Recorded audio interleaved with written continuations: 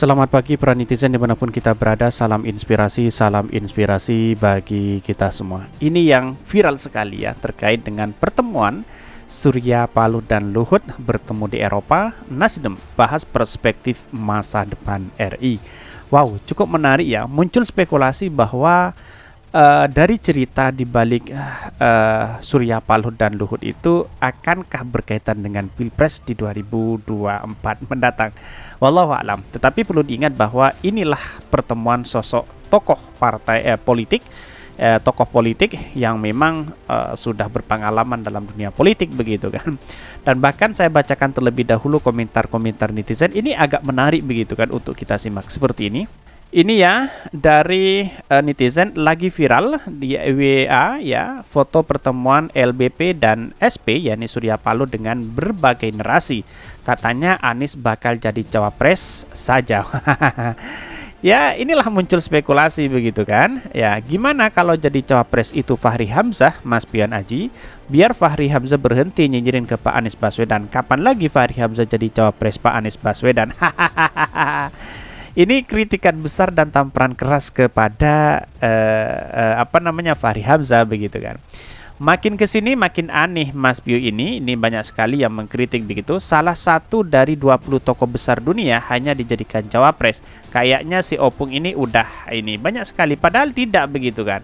Padahal dalam pertemuan itu yang saya baca bahwa ia membahas terkait dengan masa depan RI begitu kan. Ya entah itu pasti ada menyinggung soal Pilpres begitu kan. Karena Surya Paloh ya mengusung Anies Baswedan tentu begitu kan. Itu abis ngobrolin boneka yang udah expired mau diamanakah di manakah ini masa ditaruh musim boneka ini. Katanya Anies Baswedan gak ada pendukungnya, Anies gak masuk perhitungan, polling rendah. Tapi kenapa kok pada kader sama Anies suka membuli Anies, suka menjelekan Anies? Mari lakukan tindakan yang prestasi dan kerjanya yang baik dan disayangi Allah. Bapak kesetaraan nasional. Wow, cukup menarik begitu kan? Inilah demokrasi, ada pro dan ada kontra begitu. Ada di Murkin Nizam ini apa ini? Mainan Opung ke poros Tiongkok takut apa ini, banyak sekali begitu kan. Ini ya fans Anies auto ngamuk. Lagi ini mah aman Nasdem and Om Bewo. Kalau kejadian ini Anies cuma jadi cawapres, maka benarlah apa prediksi Fahri. Ya tidak mungkinlah menjadi cawapres begitu kan. Dia menjadi capres begitu. Saya yakin itu begitu kan. Yang jadi pres udah niket ini banyak sekali. Sekolahnya Fahri Hamzah yang penting ada bau PKS satu kata, nyinyir. Mungkin Partai Gelora merasa merapat ke Anies hanya karena ada PKS. Anies diserang atas nama kritik. Ya memang walaupun kritikan dari Fahri Hamzah itu tidak menjadi masalah begitu kan. Kenapa? Karena ya Pak Fahri Hamzah ya meloloskan partainya sendiri ya seperti itu. Apalagi ya seharusnya fokus kepada di parlemen begitu. Udah paling benar nih Fahri Hamzah masa AB selama ini sebenarnya di warning. Cuma ada masalah tangkap aja pesan Fahri Hamzah selama ini. Dengan sistem seperti sekarang apapun bisa terjadi. Pendaftaran masih lama, 20% PT bisa berubah skema di detik-detik akhir jika Bohir tidak sepakat. Emangnya siapa dia? Masa suara atau kedaulatan 270 juta rakyat RI cuma diwakili 2 orang? Haduh. Ngajak baku hantam lagi nih Opung sama Bewo. Ini banyak sekali yang mengkritik. Tetapi ngapain apa yang harus dikritik begitu kan? Tetapi mari kita baca terlebih dahulu beritanya seperti ini ya. Kita analisis bersama begitu. Ini beritanya cukup menarik juga. Paloh ya dan Luhut bertemu di Eropa, Nasdem bahas perspektif masa depan. Ya memang kalau tidak menjadi masalah mau bahas apa begitu kan. Ini Ketua Nasdem Surya Paloh sempat bertemu dengan Menko Marves Luhut Binsar Panjaitan di Eropa pada 13 Desember 2022. Momen itu diunggah Wakil Ketua Dewan Pakar Nasdem Peter G. Gonta melalui akun Instagram pribadinya. Dalam foto yang diunggah, Peter Luhut menggunakan jas berdasi dan shawl ya, sedangkan Paloh menggunakan pakaian serba hitam.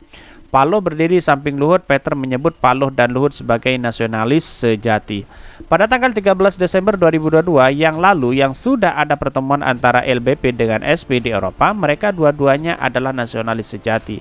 Meski mempunyai pandangan yang berbeda terhadap siapa yang harus menjadi penerus pemerintah sesudah Presiden Joko Widodo, kata Peter dalam keterangan unggahannya. Tetapi menurut saya ya BP dengan LBP dengan Pak Surya Paloh ya kalau bertemu ya tidak menjadi masalah. Apa yang mau diributkan, seolah-olah ada narasi yang tidak baik begitu kan. Peter menuturkan Luhut dan Paloh memiliki tujuan yang sama agar negara menjunjung tinggi Pancasila. Meski berbeda jagoan di 2024, Paloh sudah memutuskan mengusung Anies Baswedan sebagai capres. Kedua-duanya tidak ingin Indonesia masuk dalam perangkap ekstremisme kanan ataupun kiri. Kedua-duanya menjunjung tinggi Pancasila. Bukan hanya ucapan, tapi perilaku dan pandangannya. Hanya saja approach mereka berbeda, namun tujuannya sama, katanya.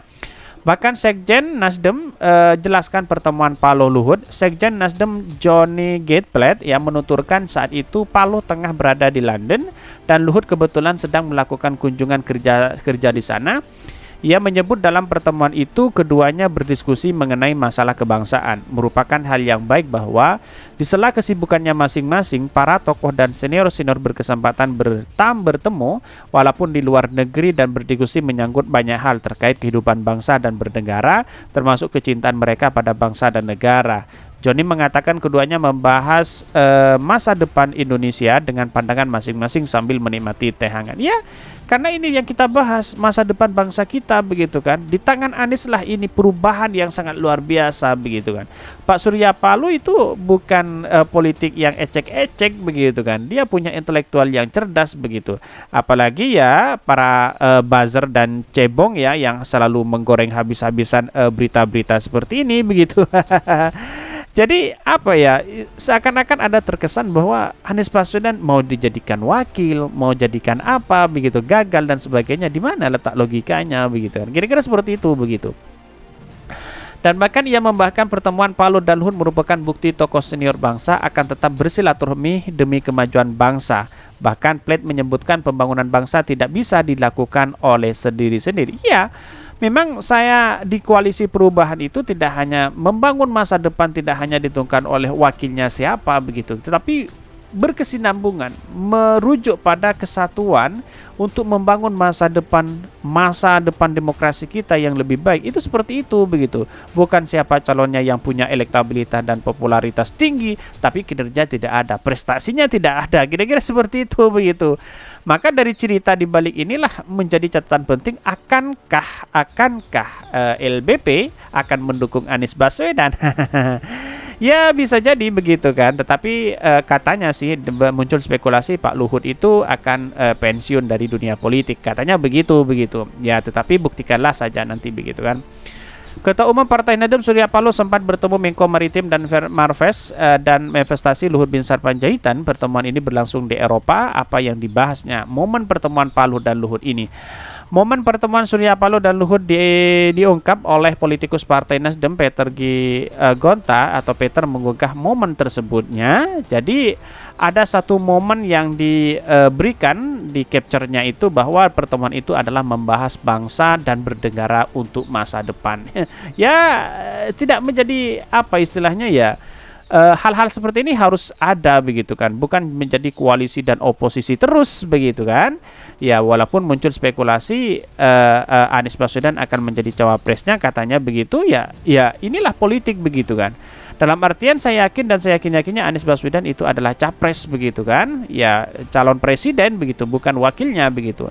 Karena pada hari ini Pak Nasdem sudah memberikan lampu hijau kepada Anies untuk mencari sosok yang bisa mendampingi Anies Baswedan begitu kan. Ini kan sangat luar biasa sekali begitu.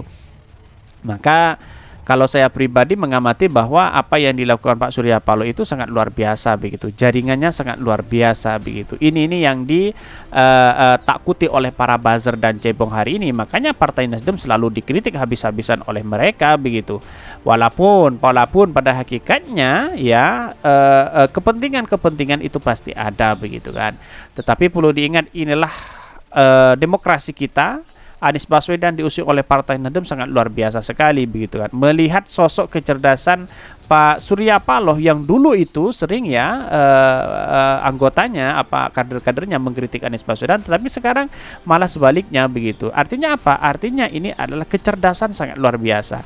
Sekarang menjadi lawan, besok menjadi kawan, atau besok menjadi kawan, besok menjadi lawan. Itu tidak menentu begitu kan. Maka dalam pertemuan ini saya yakin akan bahas satu titik temu yang mana elektabilitas Anies Baswedan untuk membangun bangsa kita sangat luar biasa sekali begitu.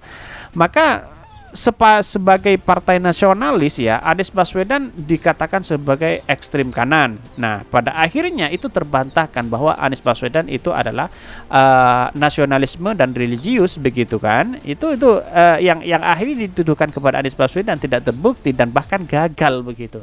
Kecuali penjegalan-penjegalan yang memang untuk dijegal untuk pesanan-pesanan oligarki bisa jadi seperti itu begitu. Ini sangat disayangkan sekali begitu. Kira-kira seperti itu. Kesimpulan saya hanya satu, bahwa pertemuan Pak Surya Paloh dengan Pak Luhut itu sangat luar biasa. Publik bisa menilai sendiri seperti apa begitu. Kira-kira seperti itu. Anies Baswedan is the best. Kira-kira seperti itu. Mungkin itu yang kami sampaikan. Tonton terus channel Hodari Podcast Rakyat ini karena ada berita-berita menarik dan viral setiap harinya. Salam para netizen, salam inspirasi bagi kita semua. Jangan lupa di subscribe channel YouTube Hodari Podcast Rakyat ini.